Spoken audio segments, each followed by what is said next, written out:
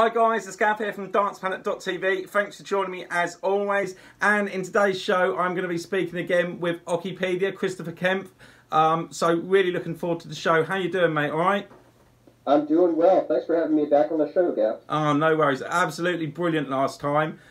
So much to chat about again. What you been up to since we last spoke? Well, I've been doing a lot of writing for the PDC. I come home from work, I sit down at the computer, pull a bunch of stats off my spreadsheets, and have a go at writing another couple thousand words for something to put on the website. So it definitely keeps me out of trouble. I'll say that for sure. Not much social life then at the moment. Afraid not. Between my day job and my work for the PDC, it's definitely keeping me busy. Yeah. But I enjoy it, so yeah, if it's something you love, I got nothing to complain about. Exactly. If it's something you love doing, it don't matter at all, does it? You got that right. Absolutely brilliant. Well, what I wanted to do today is, I thought that we would cover some of your most recent tweets that you put up. I know that people always comment on them. I find loads of them fascinating. And also after that, we could cover the article that you did for the PDC website about the players under pressure. Sounds good. So, let's crack on. Let's have a look at the first tweet. July the 1st. Andy Bolton is the first player since June 2017 to win an 11-leg Euro Tour match without the aid of a 180 or 101 plus checkout. Now, I found this one fascinating because I thought, I know that you do stats and everything, but to actually know, going back, it was a year since somebody done that, I just found it fascinating. How do you compile all that? Well, the last person to do it was Devin Peterson, almost exactly a year ago. And it's just a consequence of putting together stats after every match and every tournament so that you can refer to it later on. Right. It's just for the sake of saving yourself time later in the future. So if you want to know something, you don't have to pull everything in a frenzy trying to answer a question for somebody. But that statistic about Darren Webster, about Andy Bolton, really says a lot about, how much the Euro Tour is sort of is almost like has an exhibition quality to it. You expect to see a bunch of 180s, you expect to see big checkouts all the time, and that isn't necessarily what wins you matches. No. As Mickey Mansell proved, you can go for over 50 legs in a Players' Championship event, win 80% of the legs, and win the tournament and never hit a ton plus checkout. Did he not hit 1 ton plus checkout in that entire? And how many legs did he win? Was it like 8? What was it? How many? And he lost 11, didn't he? And won how many? Right. I believe he played 53 legs and didn't hit a ton plus checkout. Wow. So it's all the things we care about as darts fans that are exciting and interesting to watch. Sometimes they're just for our enjoyment. Yeah. They don't necessarily have much to do with a player's fortunes in any given match. Oh my man, just really shocked with that. You'd think to go through and play at the standard, because everybody on all social media and were there at the day said he was just absolutely insane on that day, wasn't he? Almost unplayable at times. It's interesting to hear those anecdotes from players. Because when you look at his statistics, obviously he was very consistent. He was throwing at least 100 and 140 in just about every leg. Right. And the fact that he wasn't, setting the board on fire with 180s and the big checkouts really indicates that this guy is a very seasoned and practiced professional. Yeah. And any given leg is not going to upset him or make him more nervous than any other. He just gets on with it, and the fact that he won so many of them in so many of those matches that day in 6-0 whitewashes is really just a credit to incredible what a professional he is. Brilliant. The next tweet, let's cover this one. On June the 30th. 22,061 Euro Tour legs have been played since the last 9 darter. Had to laugh at this. And then in a couple of hours' time, that was obviously come from MVG. Well, we ended up getting up to about 22,100 legs, which was the duration of the curse of Ross Smith, so-called. So 5 years in 1 day without a 9 darter on the European Tour. I can't imagine we will ever see a streak like that ever again. Oh, sorry, carry on. It was just so statistically improbable to go that long and have so many legs and so many attempts and so many missed double 12s for the 9-darter. And loads of great players all the time in there. Yeah. Is it something about the why do you think it was so long a period in the Euro, in that tournament? Any particular reason? Well, I think the fact one of the factors is I think that having the fans behind you, because you don't see on stage matches, you don't see 9-darters with anything near the regularity that you do in the floor events. I mean, you see them on you even see them on the challenge and development tours all the time. Yeah. But I think the sort of mystique of the curse, the idea that there was that Ross Smith put a curse on the European tour 5 years ago, may have gotten into players' heads. Right. Because once people became aware that, wow, it's been a really, really long time since somebody had a 9-darter on the European tour, it just became harder for players to get the next one out of the way. Because a lot of people have got near, haven't they, with the 8 darts? Just there's been so many attempts, isn't there?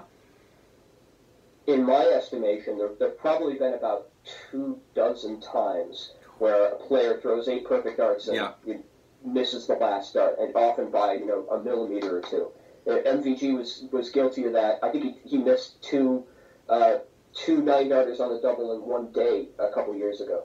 So it just went on 5 years and one day. That's incredible. Any sort of statistical explanation. It's incredible. At least we finally got to see it anyway. Had to be MVG that would do it though, didn't it? If anybody. Had to be MVG. He's the titan of the European Tour, and for a player to win 26 European Tour titles is probably more impressive than any number of 9-darters he could possibly hit. Well, let's actually, moving on from that, this is the other tweet that I think is absolutely brilliant.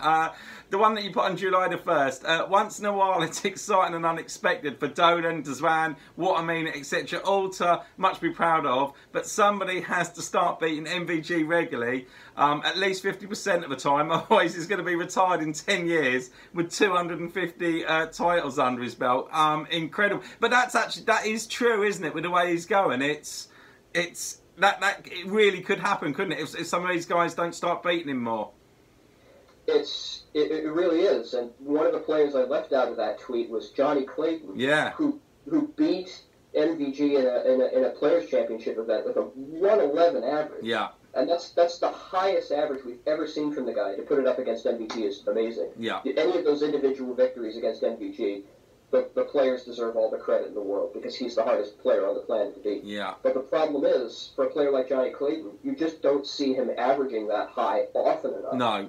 To be thinking about him posing a consistent challenge to MVG. And when I asked the fans out there on Twitter who they think the next big challenge for MVG will be, Cadby,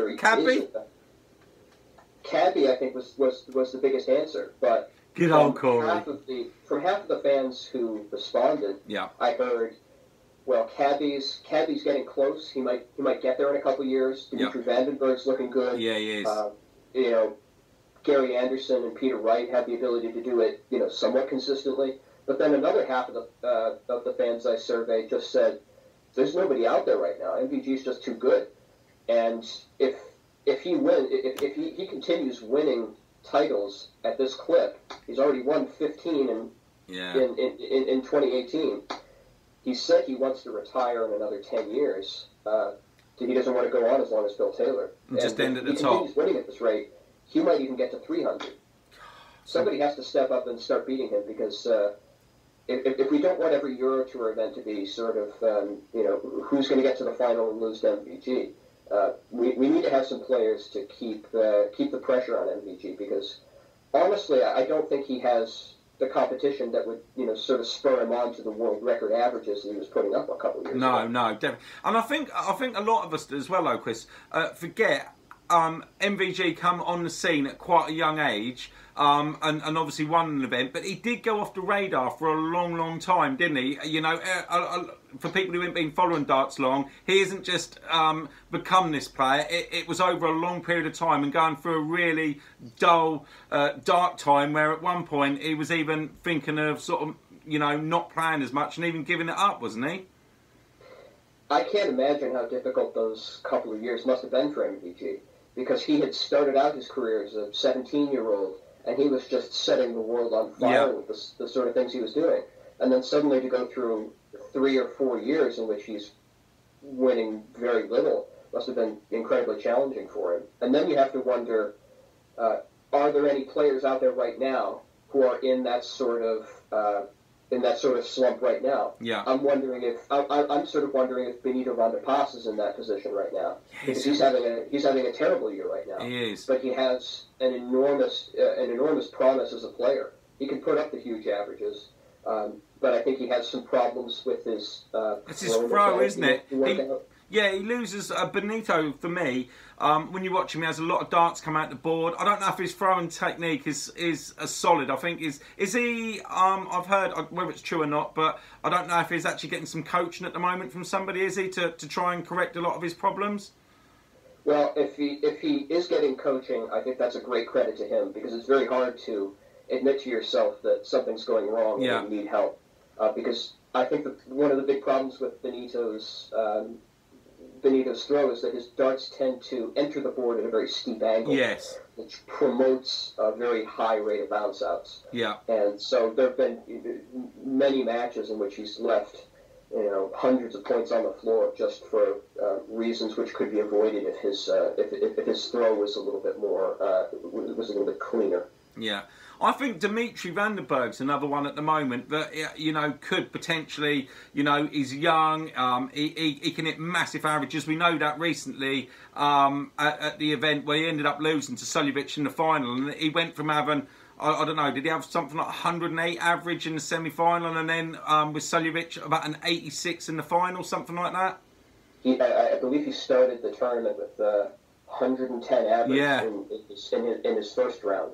So he's obviously got the goods. It's just a question of, if we're taking the MVG career trajectory as a model, where is Dimitri along that line? Yeah. And you know, how soon can he adapt to the pressure of big crowds and not just put out a 110 average on one particular day, but start doing it on multiple days and doing it on a regular basis, so that, you know, when he seems to be in and out, doesn't he? He's already, but you wouldn't expect him to start beating him every time he meets him. No. So it's just a question of consistency. It is. It's definitely. Can you get the consistency up to the point where, you know, people really have to fear him every time they play? Yeah, he's definitely got it in the locker, isn't he? You know, if we look back at the Worlds, you know, at the start of the year, he could easily have beat Cross, couldn't he? He had chances to beat Cross. He played absolutely amazing. Obviously, he then went on to, you know, win to be the PDC, you know, the junior, or what is it, PDC? Sorry, my mind's gone. The youth champion. So he did that. Then he went off the boil and didn't seem to do anything much after that. And then he comes into this other tournament and makes the final against Suljovic. So he's got it there, like you say. It's just having that consistency. Do you think there's, you know, we obviously see the darts players on the TV, but when you actually start reading and looking into blogs and articles and that, there's so much more to it that's actually going on away that affects their performance as well, isn't there? For sure. To some extent, the personal factors that are affecting a player's performance are sort of invisible to us, and they have to be, just for the sake of the player's privacy. Unless they tell us about it, we wouldn't necessarily know. We have to assume that things are going on as normal, and that anything that happens to their game is just a response to how they're playing in the moment and how their throw is working at the moment. But we've seen that you know, personal issues in a player's life or illness doesn't almost never manifest itself obviously. You know, we have to look, you know, after the fact and see when a player says he was feeling ill on a given day, we can see how that might have affected his performance. But it really remains a mystery, a lot of the personal things that players are going through. And the fact that so many of them, fight through it and still keep their ambition to become, great professionals. Yeah, definitely. I was really that actually brings me on to a point, because I'm not going to say any names here because it's not fair, but I went out with a guy last night and he knew a third of pros really well, and we was at a local darts tournament, and you get a third of them on there from the PDC tour, turn up, and I asked about a certain player who was friendly with, and at the moment he's going through a really, really rough time. Like I said, I don't want to say his name because it's not fair, but he's going through a rough time. He's slipping down the rankings, possibility that he's going to have to go back to Q school again soon. And I said to him, why isn't he going to these tournaments and getting involved in them and getting a practice in that? And he said, but really, you think if you've been at a very high level in the world, do you want to, when your confidence is already low, turn up to these tournaments and get beat by somebody that's just turning up to the tournament, a county player or even a nobody? What is that going to do for your confidence? So he said he's actually staying away from that. So that could be a huge factor with players a lot of the time. If they are going through a bad period, people say, oh, just go and do this tournament or just go and do that. But that could actually make you worse, couldn't it?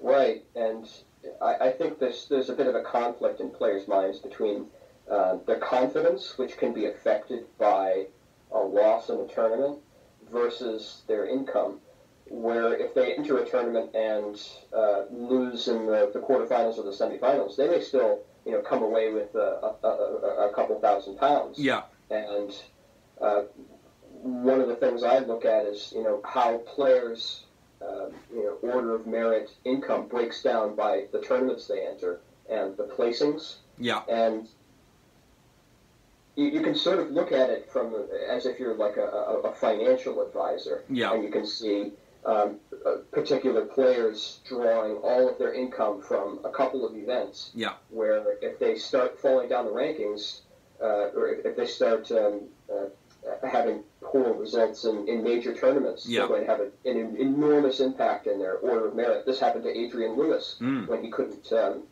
replenish the money he lost from the 2016 World Final. Yeah, unbelievable. He was defending it, weren't he? As soon as that went, he dropped down to what, 20? Where was he at?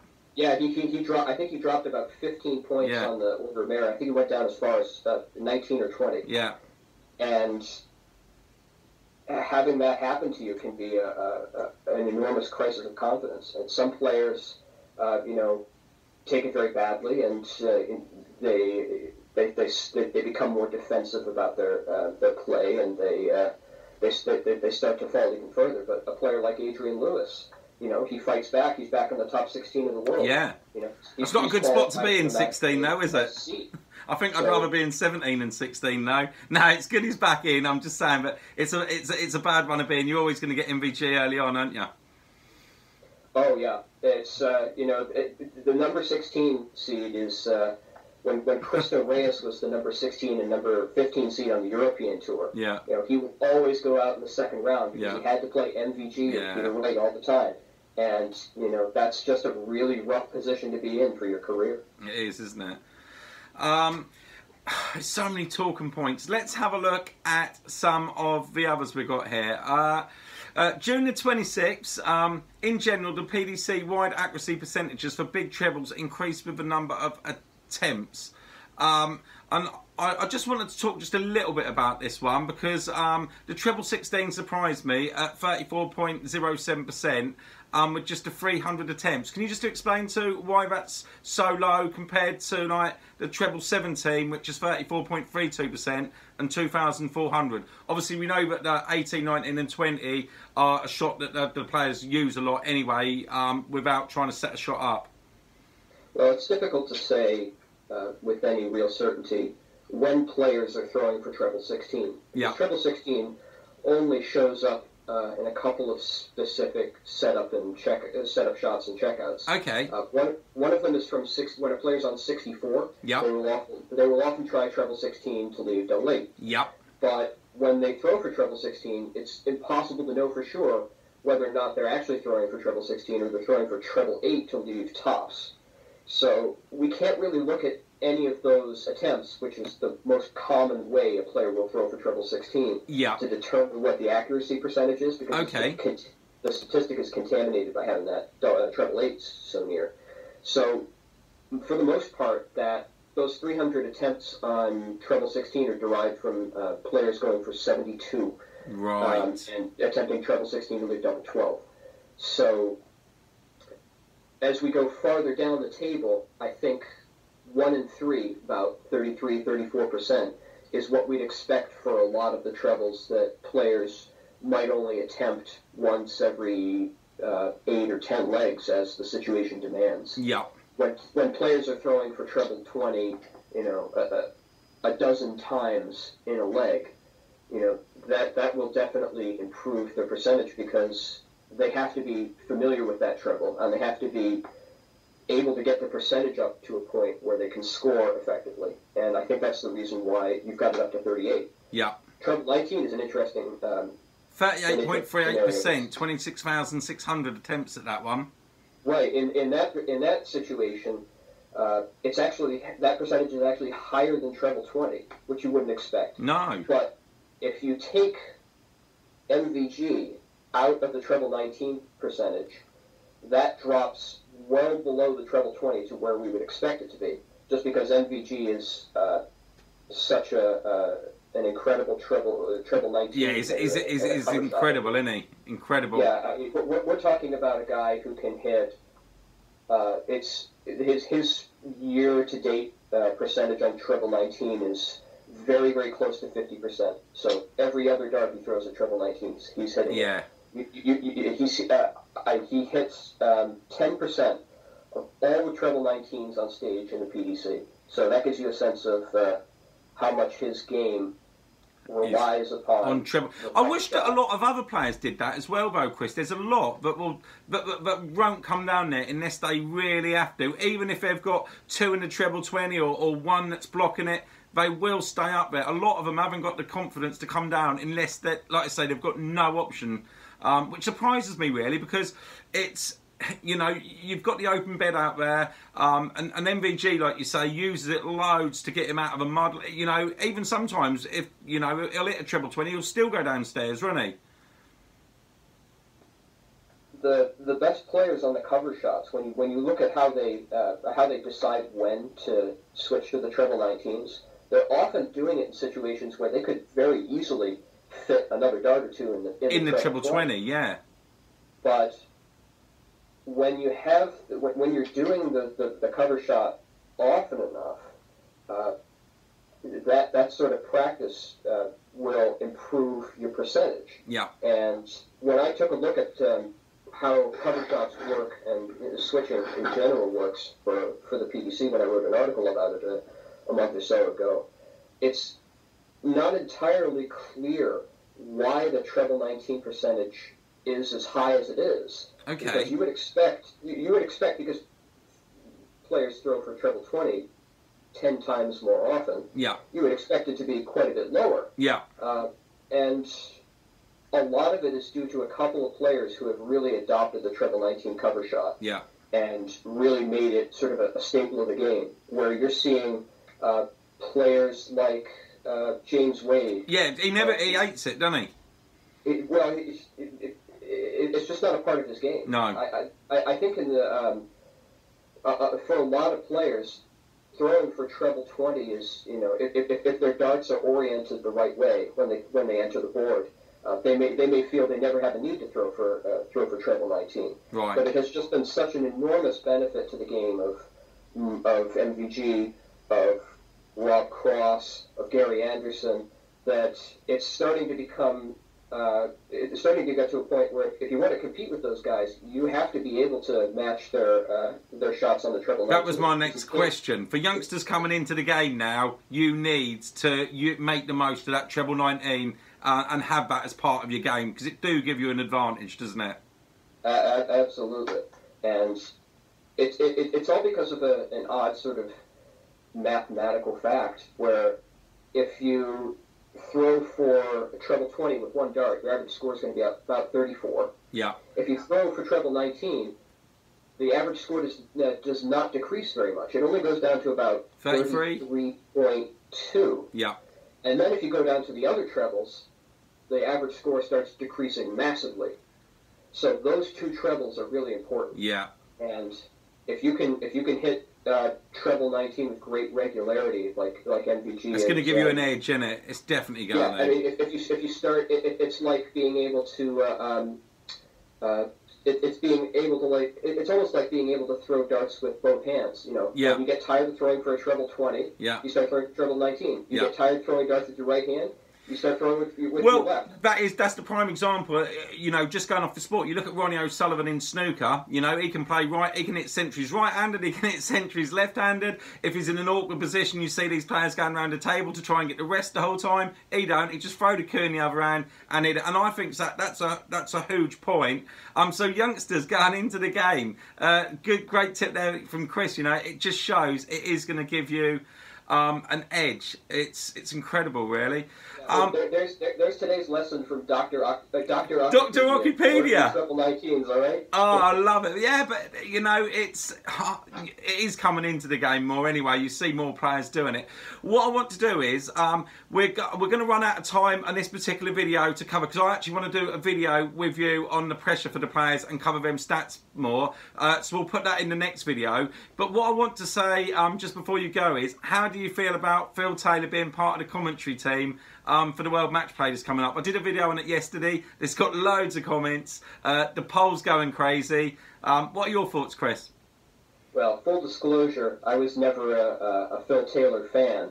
You know, having come up in become interested in darts when MVG was sort of the dominant player. I never, never was enthusiastic about Phil Taylor as many English fans are. But I can't see a better person to talk about the World Match Play than Phil Taylor. You know, having won as many titles in the Winter Gardens as he has, there's no other person, whether they are a professional commentator or a player or a statistician or just a fan, there's no one else who knows as well as Phil Taylor does what it's like to play on that stage. No. And he'll be honest as well, won't he? You have to respect that sort of expertise, because no one else has it. No.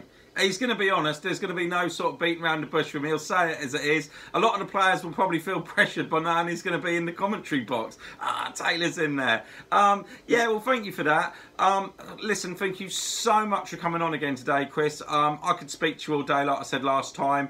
I'm really looking forward. So, guys, I know I said at the start of this video, we're going to talk about the one that Chris wrote on the PDC website. We're going to cover that in another one, because there's so many stats to cover, and it's really, really interesting. So thank you for coming on today. Always a pleasure, Gav. Thanks a lot. Absolutely brilliant. And to everybody that likes the channel, please don't forget to subscribe to us, turn on your notifications, and I'll catch you next time. Bye.